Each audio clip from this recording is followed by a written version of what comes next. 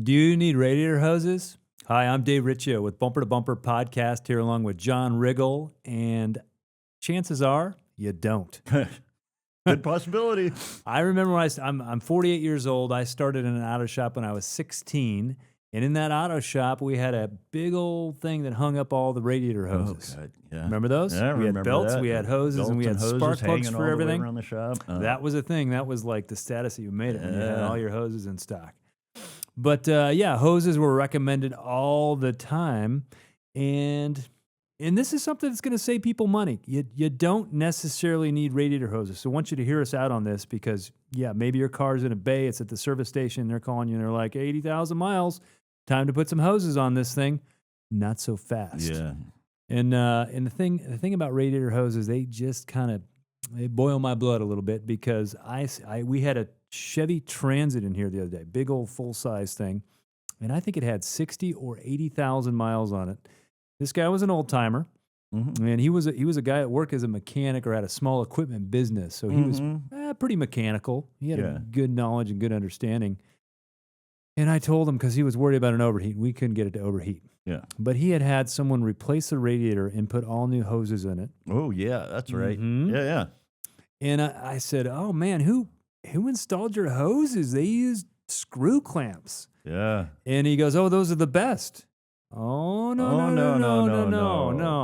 And so, our industry. I've heard people say, "Oh, you should replace your radiator hoses every 4 or 5 years," or you might hear people say, every 8 years or 80,000 miles. Yeah. I hear some different stuff. But do you need them because the shop needs to up the dollar ticket, or do you need them because you need them? And so less times than not, you don't need them. Yeah. And now, John, what is the difference? And this is what irks me is that how long would you say? Let's take a manufacturer that I love is Toyota. Mm-hmm. Toyota hose. Mm-hmm. How long is that Toyota hose going to last? Indefinitely. I can't tell you that. Indefinitely, you can't tell me. It's a long time. I can't tell you. It's indefinite. I've seen them roll in here with 350,000 miles on them, still have the original hoses on them. So to be replacing them at 80,000 unusual. miles? Oh, not on my car, I wouldn't. No, I wouldn't bother. Yeah. Nah. But here's the problem is that they take off Toyota makes the hose or it's manufactured to Toyota specs and all that stuff. And it's put together as a great hose. Yeah. Well, at 80,000 miles, if you take that hose off and you throw it in the trash, and then you get this hose from this other company that claims they make them for Toyota, and you stick it on there, it's not gonna work. It's not the same hose.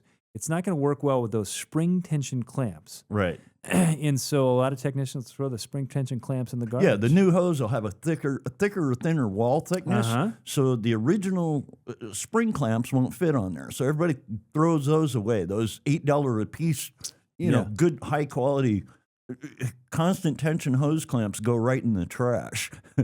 And so you've actually you've ruined the reliability of the car in a sense. You've taken something that worked. You're telling me this hose, 200,000 miles, 300,000 miles, you're not seeing it fail. And I don't see it fail. But now when I was young in the business, cars came in all the time with that upper hose blowing off. Things changed. There was a point in time, I remember when, hoses 2-3 years old, you could feel them. They would start to get crunchy. They would start to get stiff. They would start to deteriorate. You'd see them start to swell. The cording would break in them and stuff.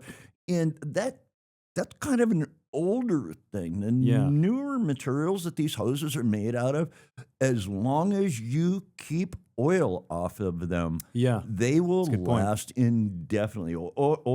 Oils will attack some of the rubber compounds in the hoses. So that is kind of the caveat there, Ben. You get oil on them, all bets are off. If they're soaked in engine oil, all bets are off. That hose is going to fail sooner than it should. Yes. But if they're kept clean, they last a really long time. And, there's other reasons not to just haphazardly change them. All the hoses connect to plastic stuff now, too. So, every time you go to remove one of these hoses and stuff, getting it separated from the plastic can sometimes be a chore. You can actually break stuff. I see, radiator necks and thermostat housings and all these plastic pieces. heater cores and stuff when guys try to jerk them off of the heater cores and stuff. Fortunately, a lot of the heater cores now have quick disconnects on them. Yeah. But it used to be a thing when the guys would peel the hoses off. They just pull the neck right out of the And Salman's sitting over here, and we came in on a Saturday and changed out his heater hoses, and we had to take a razor blade and cut it ever so slightly, not to mar up the heater core, but not to break it off. Yeah. All that stuff. Well, and you never know. A lot of those inlets, they're plastic also.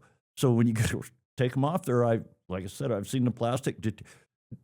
In a lot of cases, I see situations where the plastic the hose is attached to has deteriorated sooner than the hoses deteriorate. The hoses are serviceable. The water outlet is just like crunchy. It turns into like potato chips. Well, you're talking about different materials, and so I want to be real clear on this hose clamp thing.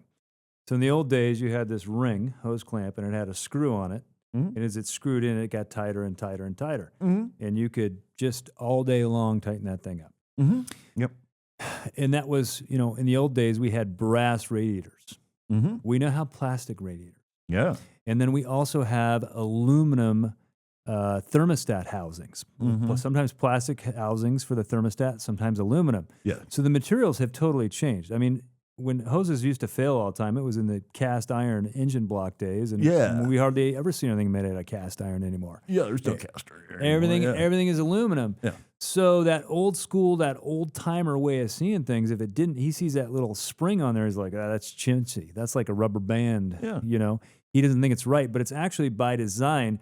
What happens is the plastics and the aluminums are going to expand and contract.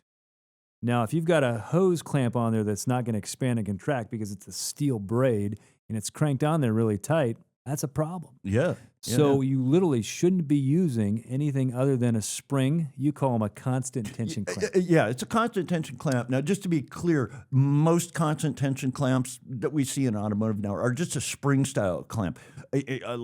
People hate working with it unless you have the right tools for grabbing them. So they're a pain in the keister if you don't have the right tools to get them on and off. But that being said, there are constant tension screw clamps. You see them in some applications. Every now and then. You're usually expensive. I think the most common place I see them is like European cars on some of the inlet air boots and stuff like that. You'll see they have a separate type of a wave spring that's wound inside this screw clamp that allows it to maintain a constant tension. On some of the diesels and heavy duty stuff, you'll see on the screw that goes through the screw clamp, there's actually a big thick spring on it. That spring maintains constant tension. The hose clamps that drive me nuts are like the Ideal brand, just the basic 99-cent hose clamps that everybody grabs. And they've got real sharp edges on them and stuff. They cut the hoses more times than not. Yeah, by the time you get it tight enough to stop the leak, the hose will start to kind of pillow out around it. In I've seen hoses cut because of that. So we're talking about, and we'll pull up pictures of these. We're talking about spring clamps, which is the most common on most modern vehicles. Then we're talking about spring clamps that still have a screw in them. Yeah, because it's kind of it's a hybrid of the two. Yeah. And then we're also talking about just old school screw clamps. Yeah. Now, the other thing that's changed, too, is in the old days, we all had, we talked about all those hoses hanging up on the wall. Yeah. The other thing we had was we had a reel of heater hose. Oh, yeah. 2 sizes. Yeah. And so you would go to the auto shop and you'd say, oh, yeah, your radiator's bad. Let's go ahead and replace the upper and lower hose. And sometimes replacing hoses, I mean, they may still have some more life on them, but if you're doing a radiator repair or a thermostat repair and you get it off anyway and you don't mind spending a little extra money, you can replace them. Yeah. But back to those heater hoses is we'd sell an upper and lower hose, and there's more than just 2 hoses in a car. Yeah. And so most commonly those get recommended with the radiator replacement or with a thermostat. But then there was heater hoses, and so we would just take the bulk stuff and snip it off and just kind of loop it around and put it on there. Yeah, those days are long gone. Everything is so tightly packed. They shoehorned everything in this engine compartment that they could. And the other thing that happened is we lowered hood lines. Right? So you find batteries in the fenders now. You find them in the trunks because the hood line came down. So everything got tighter, and we got more gizmos, a couple of turbos, and Ford Explorer's got a couple of turbos in it anymore. Yeah. So everything's packed in there tightly. And so you can't use bulk hoses. And that's the other thing about factory hoses versus aftermarket hoses, is the aftermarket hoses never quite fit right. Yep. I mean, I'm never impressed. Yeah, yeah. Well, and there's a reason for that, and people don't understand how that happens. And I used to get it all the time with the Toyota products that said Goodyear on them. Right? Goodyear made belts and hoses for Toyota for some period of time, but the deal is, they made those pieces under contract for Toyota, right? They were built to Toyota specifications, materials, dimensions, all the aspects of that. They used tooling that was bought and paid for by Toyota, right? Okay, so the part of that contract deal is, you're making hoses for us. You aren't going to use our tooling to make hoses to sell through aftermarket outlets, right? These are our hoses. These are our tools. This is our stuff. If you want to make hoses to fit our car, that's fine. You can't use our tools. Not with our you stuff. can't copy our stuff. So what the manufacturer would do is change little things about it. They had some funny terms like improved fit hoses, or they had these little marketing terms that they would use. Basically, all that meant was the hose would never fit like the factory hose was. They would change the angle on a bend, or make a section of it a little longer, a little shorter. It might be made out of thicker material, thinner material. Again, back to where the factory clamps would no longer function on the hose, and they would make the hoses out of other materials, and they just were not the same. And in a lot of places where things are tight, you used to see them rubbing on idler arms, or they'd loop around and they'd rub on the frames and stuff like that. And it was like, and then a lot of times they called them custom fit. They'd have marks on them. You have to cut the ends off the hoses. Oh, to yeah, I actually remember that. Yeah, make it fit. Yeah, the old school garbage, days. man. That used to drive me nuts. I just want the parts that fit the car. Yeah, my old co-host on Bumper to Bumper Radio, Matt Allen, he and I used to go round and round about this. He would say, no, Gates makes the hoses for Toyota, so there's no difference. And I'd say, come on, dude, they're totally different. He goes, nope, not different. They are the OE supplier for the Toyota hoses, because now I think Gates may be the, and it changes year by year who's actually doing them, but that's what the Gates sales rep. Oh, we build them for Toyota. They're the same thing. Yeah. Until you actually went and cut the hoses, the belts in half, and you could count the different number of cords in the especially in the belt. Some of the belts would have 7 cords in them, and the same one. I got all the same markings on it and stuff. This is the one for this car, and it'd have 3 sets of cords in it, and it was like, come on, really, Yeah. So take heed if your car's at the auto shop and they're calling you and they're saying, hey, your car's 5 years old now, time to throw some hoses on there. We're going to save you some money. We are your defense against auto repair expense. That's what we are doing here. It not necessary that you need hoses. Chances are, sometimes I feel shops can be a little overzealous on their recommendations, and I'm trying to be nice. I don't want to throw anybody in the bus. Yeah. But your car doesn't need hoses all the time. And those rules have changed, and some of the old theories, they no longer stand. So you're saying, do I need hoses?